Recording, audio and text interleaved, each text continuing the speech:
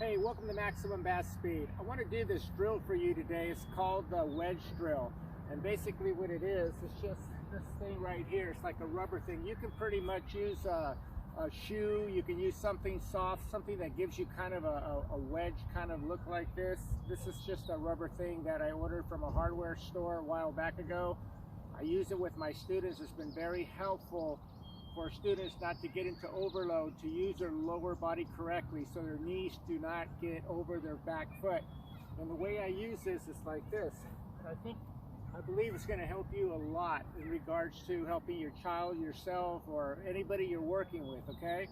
So what you want to do basically is just set up like you normally do, and half of my foot, okay, is on the actual wedge. So I'm set up like this. And the thing that you want to look for here is this, okay? This is very important. One of the things that's overlooked at the setup with players, and as they get into the gather, they end up having poor angles with either from their knee down or from their thigh going down to their knee, okay? And this is going to be very crucial for you to remember this as you start to work on your swing, record your swing, or as you're starting to do the drill, okay? So what you want to do, again, half my foot is on the actual wedge. Now the thing that you want to pay attention to here is this, like I just said, angles are crucial. You can see here I have pretty much almost a 45-degree angle from my knee going down to my foot, and I also have a similar angle from my knee going up to my thigh, okay? So in other words, I'm not like this, and then you see this kind of like this, and then you see my knee almost at a 90-degree angle. That's what I see a lot of players kind of setting up like that. You don't want that. You want to set up, like I said, you can see that my knees are outside of my shoulders, okay? My feet are outside of my knees. Now when you set up, the way you want to set up is just nice and comfortable. I have a slight flex in my knees. I have a tall torso where when I'm set up, I feel nice and solid with my lower body, and I feel very relaxed with my upper body. Okay, now when you set up, again, this wedge drill is going to help you not to get into poor angles. So what I want you to do now, when you're doing this drill, do it in front of a mirror so you can see that your angles are correct, okay? And again, this wedge is going to help me not to let my knee creep over too much or my thigh to creep up to too much as well, going back towards the catcher. So when you do this drill, what you basically want to do is just basically lift your leg. And when you're doing this in the mirror, you basically want to just see that you're still maintaining those angles. Now your thigh is going to get a little bit more upright, but it's not going to be vertical. Your knee is going to maybe move a little bit, but it won't get vertical either. That's something that I see. In other words, what I see a lot of players, when they start to get into the gather, they start to do one of these, where everything is kind of lined up. You don't want that.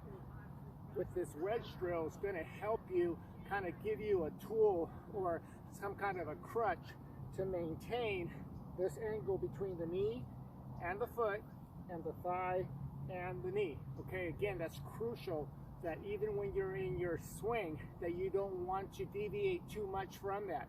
I mentioned before in other videos, players like Cody Bellinger, Chris Davis, a lot of them, they don't even really have a gather. They basically, what they do, they kind of start from there. And again, I mentioned this before, I like that. Now with players becoming more elite, the pitchers coming in faster, you want minimal movement, okay? And this is going to help you with minimal movement. It's going to help you with your angles. It's going to also help you not to get into too many frames in your swing or overload, because you're basically depriving yourself or resisting your lower body from moving too much. So in an actual swing, you would pretty much be set up like this, like I said, and as you set up and as you get into your swing, you're basically, as you can see with my lower body, if you play this over a couple times, you'll see that I did not get into one of these where I'm moving back, okay? And that's very important, because I mention this all the time. A great swing starts with a great setup.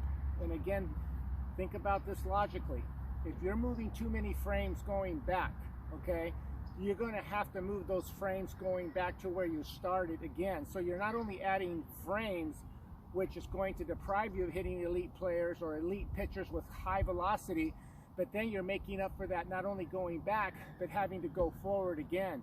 So again, minimal movement and having the correct angles is going to help you greatly with not getting into that overload, not letting, again, where your body, where your knee starts to do one of these, where you see a lot of players kind of getting this. Not only that, having your lower body correctly, okay, the way I just mentioned to you, when you set up and you get into your gather, once you're at the apex of the gather, your hands are pretty much going to be right in front of your back foot. If I drop my hands going down, what players that do, watch what happens when players, when they let their thigh and their knee get too far back as they get into their swing, this is what they do. Now watch when I drop the bat. I'm 3, 4, 5, 6, 7 inches behind, depending on how severely you're letting your knee creep over your back foot or your thigh get vertical. You're allowing that to get beyond your back foot. Again, the hands should never go beyond your back foot in the gather. And then they stay there as you walk away from the hands, and then when you walk away from the hands stay there, but they move back to the shoelaces because you're now applying the pullback. So again, I hope this video has been helpful. Give me a like if you like this video, if you learned something. Again, subscribe to my channel. Got about 100 videos or more that I think you'll learn a lot. And I want to thank all of you out there who've been emailing me and telling me how much you enjoyed my Build Your Swing Plan video. It really encourages me to do more videos, and I'm very grateful